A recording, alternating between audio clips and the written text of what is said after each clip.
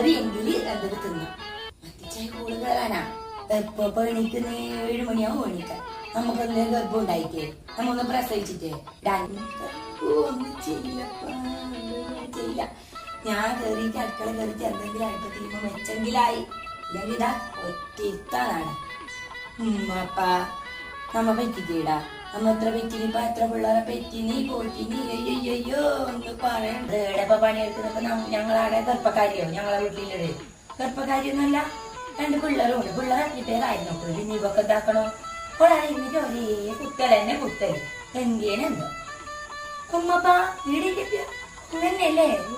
എന്തി പറഞ്ഞിട്ട് പിള്ളേർക്ക് അതെങ്ങനെ നമ്മളെല്ലാം ഇങ്ങനെ ജീവിച്ചിനി പണ്ട് അല്ലേ നമുക്കെല്ലാം ഇതുണ്ടായില്ല തൊടാനും കുത്താനെല്ലാം അല്ലേ ഞങ്ങൾ ജീവിച്ചു അല്ലേ എന്നാ പിന്നെ ആയിക്കോട്ടെ ചെറുതായിട്ട് ഞാൻ പോകുന്നു കേട്ടോ എന്നിട്ട് പിള്ളേർ വരാനായി പുള്ളിടാനായില്ലേ പോകുന്നു.